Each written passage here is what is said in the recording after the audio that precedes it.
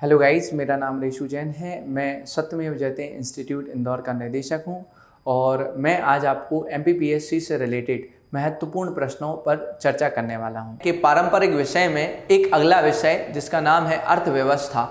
अर्थव्यवस्था की हम बात करें तो अर्थव्यवस्था एक अपूर्ण शब्द है, लेकिन जब इसके आगे किसी देश का नाम लग जाता है तो यह पूर्ण हो जाता है। जैसे मैं बात कर रहा हूँ भारतीय अर्थव्यवस्था की।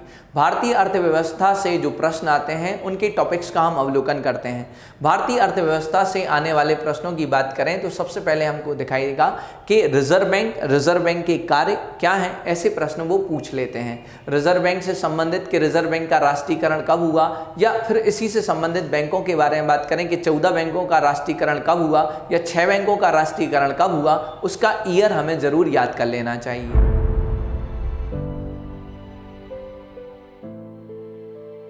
इसके पश्चात देखें तो अर्थव्यवस्था में हमें पंचवर्षीय योजना और कौन सी पंचवर्षीय योजना में कौन सा उद्देश्य रखा गया था, या किस पंचवर्षीय योजना में कौन सा नारा दिया गया था, या कौन सी पंचवर्षीय योजना का ग्रोथ रेट क्या रहा था, ऐसे प्रश्न को हमें जरूर पढ़ लेना चाहिए। पंचवर्षीय योजना ऐसे प्रश्न है जहाँ से प्रश्न हमेशा ही बनते ही हैं, तो इसलिए आपको पंचवर्षीय योजनाओं के उद्देश्य और उनमें कितनी सफलता अर्जित की गई ये जरूर पढ़ लेना चाहिए।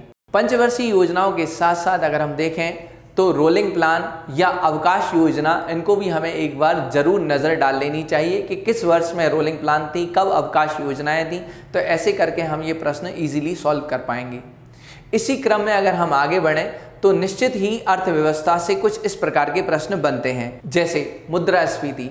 मुद्रास्फीति के संबंध में वो आपसे प्रश्न पूछ लेते हैं कि मुद्रास्फीति होने से किसको फायदा होगा, किसको नुकसान होगा। ऐसे प्रश्न आप जरूर रीड कर लीजिए, आपको पढ़ लेना चाहिए। इसी के साथ बजट और उससे जुड़ी हुई कुछ शब्दावली, ये जरूर प्रश्न पूछे जाते हैं। ये मध्य प्रदेश के बजट से संदर्भित प्रश्न पूछे जा सकते हैं या भारत के बजट से संदर्भित प्रश्न भी पूछे जा सकते हैं। इसी क्रम में अगर हम आगे बढ़ें तो हम देखते हैं कि भारत की अर्थव्यवस्था में अवमूल्यन कब हुआ या विमुद्रीकरण कब हुआ, तो ऐसे प्रश्न ही बनते हैं। या कौन से नोट कहाँ छापे जाते हैं, कहाँ कहाँ पर टकसालें हैं, ऐसे प्रश्न भी आप जरूर अवलोकन कर सकते हैं। इसके पश्चात कुछ भारत की कृषि व्यवस्था से भी प्रश्न पूछे जाते हैं, जैसे कि रबी की फसलें कौन सी हैं, खरीफ की फसलें कौन सी हैं, इन्हें किन माह में बोया जाता है, किन माह में काटा जाता है। ऐसे प्रश्न का अवलोकन भी आपको जरूर कर लेना चाहिए। इन प्रमुख फसलों के साथ साथ हम ये देखते हैं कि कौन सा राज्य फसल उत्पादन में अग्रणी है। एग्जाम्पल के तौर पे कौन सा राज्य जो है सर्वाधिक सोयाबीन का उत्पादन करता है, कौन सा राज्य है जो चावल का सर्वाधिक उत्पादन करता है, ऐसे प्रश्नों को हमें पढ़ लेना चाहिए।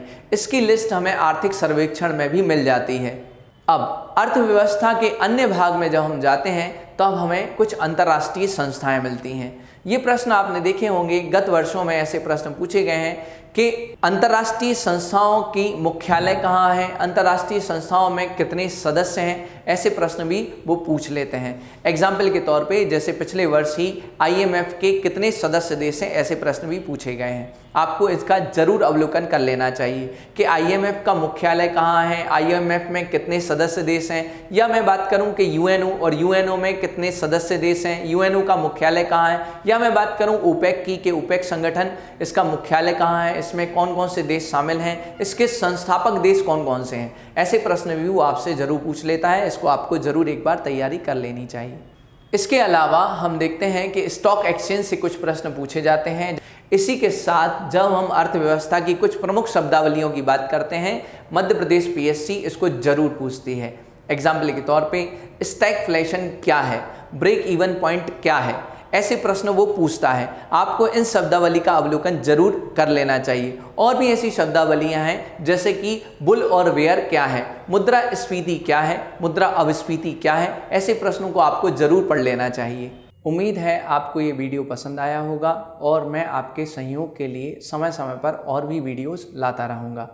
आप इस चैनल को सब्सक्राइब कर सकते हैं, लाइक कर सकते हैं। दोस्तों ऐसी और वीडियोस के लिए सब्सक्राइब कीजिए परीक्षा चैनल को और बेल आइकन दबाना ना भूलें। और अगर आप तैयारी कर रहे हैं तो प्रैक्टिस के लिए अभी डाउनलोड करें MP परीक्षा ऐप।